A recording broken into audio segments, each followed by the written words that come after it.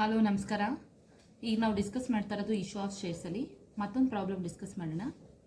Vijayalakshmi company limited with the nominal capital of 50,000 shares of rupees 10 each issued 20,000 shares of public subscription. Okay. The amount were payable as follows: rupees 2 on application, 3 on allotment, 5 on first and final call.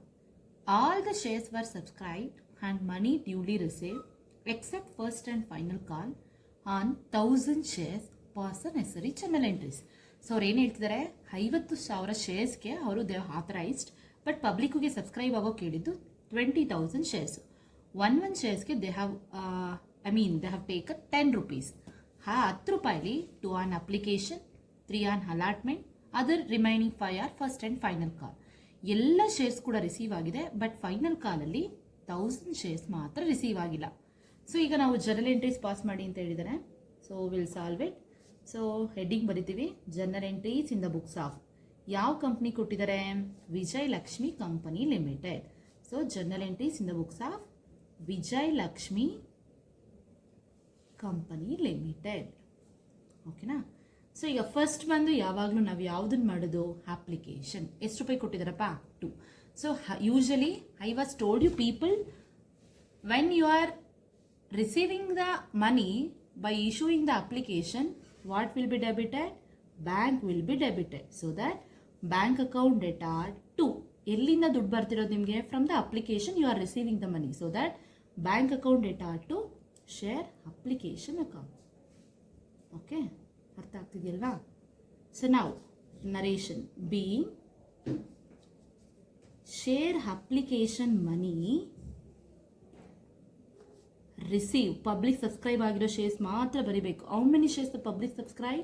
20 shares, 20,000 shares. How much each? 10 each. But ಅಪ್ಲಿಕೇಶನ್ಗೆ ಎಷ್ಟು ರೂಪಾಯಿ? 2. So 20,000 shares of rupees 2 each.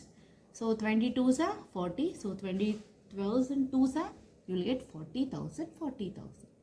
Hope you are understanding with the first adjustment and the first entry. Let's move on to the second one. After receiving that, I cannot hold it out. That can be transferred to the different account. So which account will be transferred? Application. From the application, which application? Share application. So that share application account data to where will be transferred? Share capital. So share application account data to share capital account. Same amount. 40,000, 40,000. Okay na?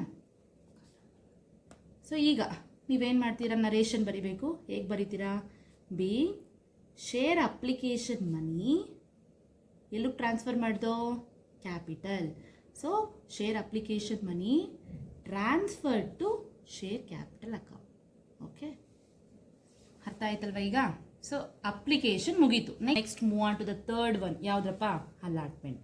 So allotment ಅವನೇ mention ಮಾಡಿದ್ದಾನೆ, all the money were received except first and final call. So ಅಲಾಟ್ಮೆಂಟಲ್ಲಿ ಏನೂ ಇಲ್ಲ. So due ಆಗಿ receive ಆಗಿದೆ. So ಹೇಗೆ ಬರೀತೀರಾ? Share. ಈಗ ನಾವು 2 ಅಪ್ಲಿಕೇಶನ್ವರೆಗೂ ಡಿಸ್ಕಸ್ ಮಾಡಿದ್ದು. ನೆಕ್ಸ್ಟು ಅಲಾಟ್ಮೆಂಟ್ಗೆ ಹೋಗೋಣ. ಅಲಾಟ್ಮೆಂಟ್ rupees 3 ಆನ್ ಅಲಾಟ್ಮೆಂಟ್ ಅಂತ ಕೊಟ್ಟಿದ್ದಾನೆ. ಈಗ ನಾವು ಹೇಗೆ ತಗೋತೀವಿ? ಡ್ಯೂ ಆಗಿ ರಿಸೀವ್ ಆಗಿರೋದು. So that share allotment, due entry ಬರೀಬೇಕು. ಶೇರ್ ಅಲಾಟ್ಮೆಂಟ್ ಅಕೌಂಟ್ ಡೇಟಾ 2 ಎಲ್ಲಿಂದ? Share capital account. ಅಲ್ಲಿಗೆ ಟ್ರಾನ್ಸ್ಫರ್ ಮಾಡಬೇಕು ನಾವು. Share capital account. How much? Be share allotment money due on 20,000 shares of rupees 3 each. 23s are 60. So that 60,000, 60,000. ಈಗ due ಆದಮೇಲೆ ಏನಂತ ಹೇಳಿದ ನಾನು? ರಿಸೀವ್ಡ್. ರಿಸೀವ್ ಅಂದರೆ ಏನು? Bank. So that bank account data to share allotment account. ಅರ್ಥ ಆಗ್ತಿದೆಯಲ್ವಾ? Bank account data to share allotment account. So amount ಬರ್ಕೊಂಬಿಡಿ, ಏನು ಕೂಡ ಅಡ್ಜಸ್ಟ್ಮೆಂಟ್ ಇಲ್ಲ ಅಲಾಟ್ಮೆಂಟ್ ಬಗ್ಗೆ. So that 60,000, 60,000. Narration easy. ಏನು ಬರೀತಾರಪ್ಪ? Being share allotment money received. Share allotment money receive ಆಯಿತಾ? ಅಲಾಟ್ಮೆಂಟ್ ಆಯಿತು. ನೆಕ್ಸ್ಟ್ ಯಾವುದು ಮ್ಯಾಮ್? ಫೈನಲ್ ಕಾಲ್ ಅದು ಕೂಡ ಡ್ಯೂ ಆಗಿ ರಿಸೀವ್ ಆಗಿದೆ, ಬಟ್ ಅಡ್ಜಸ್ಟ್ಮೆಂಟಲ್ಲಿ ಕೊಟ್ಟಿದ್ದಾನೆ ಎಕ್ಸೆಪ್ಟ್ 1000 ಶೇರ್ಸ್. ಸೊ ಈಗ ನನಗೆ ಡ್ಯೂ ಅಲ್ಲಿ ಎಲ್ಲನೂ ಕೂಡ ನನಗೆ ಗೊತ್ತಾಗಲ್ವಲ್ಲ ಎಷ್ಟು ರಿಸೀವ್ ಆಗಿದೆ ಅಂತ. Due entry as it is ಬರ್ಕೊಡೋಣ. Share first and final call account debtor to share capital account. What you will write the narration being share first and final call money due on 20,000 shares of rupees 5 each. So ಎಷ್ಟು ಬಂತ್ರೋ 1 lakh. ಓಕೆನಾ? So ನಾವು receive ಬರ್ಕೊಳ್ಳೋಣ. Bank account data ಎಲ್ಲ ದುಡ್ಡು receive ಆಗಿಲ್ಲ, ಮಿಕ್ಕಿದ amount ಏನಾಗಿದೆ 1000. ಅದಕ್ಕೆ ಇಲ್ಲಿ ನಾವು ಇಲ್ಲೇ ಬರ್ಕೊಂಬಿಡೋಣ. Calls in arrears account debtor, bank account debtor, calls in arrears account data to first and final call account. Ma'am ಯಾಕೆ ಅರಿಯರ್ಸ್ ಬಂತು? ಈಗ ನಾವು ದುಡ್ಡು ಇಸ್ಕೊಂಡಿಲ್ಲ ಅಂದರೂ ಕೂಡ ಫ್ಯೂಚರಲ್ಲಿ ದುಡ್ಡು ಇಸ್ಕೊಬೇಕು. ಸೊ ಅವನು ಏನು ಹೇಳ್ತಾನೆ, all the money were received except 1000 first and final call shares. So ಹಾಗಾದರೆ 20,000ಅಲ್ಲಿ 1000 ಹೋದ್ರೆ ಇನ್ನೆಷ್ಟಪ್ಪ? 19,000. So how much each? 5 rupees. ಎಷ್ಟು ರಿಸೀವ್ ಆಗಿಲ್ಲ? 1000, ಅದು ಕೂಡ 5. ಸೊ 19,000 ಇಂಟು 5 ಅಂದರೆ ಇಲ್ಲಿ ಗೆಟ್ 95,000, ರಿಮೈನಿಂಗ್ 5,000. ಟೋಟಲ್ ಎಷ್ಟಾಯಿತು? 1 ಲಕ್ಷ ಆಯಿತು. ಸೊ ಮ್ಯಾಮ್ ಹಾಗಾದರೆ 5,000 ನಂಗೆ ರಿಸೀವ್ ಆಗಿಲ್ಲ. ಎಸ್, ಇವಾಗ ರಿಸೀವ್ ಆಗಿಲ್ಲ ಅಂತ that can be received in a future date. So that ಆ ರೀತಿ ಎಷ್ಟು ಶೇರ್ಸ್ ಕೊಟ್ಟಿರ್ತಾನೋ ಅದನ್ನು you can treat as calls in arrears.